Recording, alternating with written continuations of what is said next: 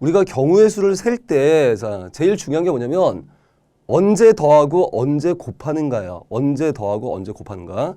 참 이게 우리가 덧셈 뺄셈 곱셈이라는 게 덧셈과 뭐 곱셈 뭐 이런 것들 정말로 어릴 때부터 배우죠. 어릴 때부터. 그래서 막 배우고 막 덧셈도 막 열심히 했고 뭐 이렇게 뭐 학습지도 막 많이 풀어봤고. 근데 여러분들 이게 우리가 경우의 수일 때는 더해야 될 때 곱하고 막 곱해야 될 때 더하는 그런 오류를 범할 때가 되게 많이 있습니다. 그래서 그런 걸 이제 인간들이 체계화시키기 위해서 좀 이럴 때 이렇게 하자라고 해서 뭐 거창하게 합의 법칙, 곱의 법칙이라고 하는 것이에요, 이게. 근데 우리 교과서 얘기는 한번 읽어볼까요, 이게? 교과서에는 합의 법칙이 뭐냐? 두 사건 A, B가 동시에 발생하지 않을 때, 오케이? 동시에. 그러니까 여기서 동시성은 뭐냐면 시간의 동시성보다도 어떤 연속적인 흐름인 거야. 그러니까 사건이 발생하고 연이어서 발생한다. 이런 것도 수학에선 동시에라고 얘기하는 거예요, 이게. 그러니까 수학에서 확률을 풀 때 동시에 일어나지 않았다. 그 얘기는 뭐냐면 여기서 뭐 선생님이 양손을 이렇게 동시에 쫙 폈어. 뭐 이런 게 우리가 생각하는 동시에죠, 동시에. 근데 수학은요. 선생님이 오른손 피고 왼손 폈어. 이렇게 연속적인 흐름이 있을 때 이걸 동시에 했다고 얘기해요, 이게.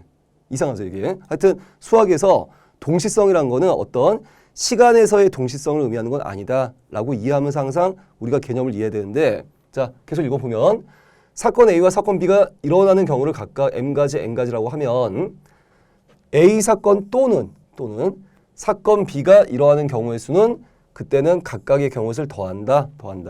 이런 거 우리가 합의 법칙 그래, 합의 법칙. 근데 보통 중학교 때는 경우의 수 할 때 언제 더하냐 또는 언제 곱하냐 and 뭐 이고. 근데 그거는 그렇게 문장으로 외우시면 안 돼요. 안 되고 항상 우리가 경우를 더한다는 거는 내가 세려는 경우가 여기에 다 있어요. 이렇게. 이게 모든 경우야. 모든 경우. 이렇게 모든 경우의 수.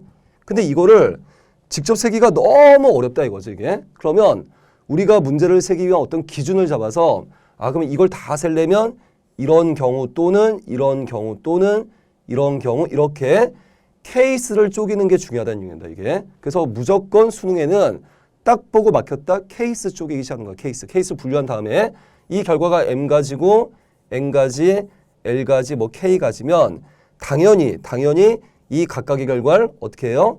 더한다. 이런 거 우리가 합의 법칙이라고 한다. 그 얘기입니다.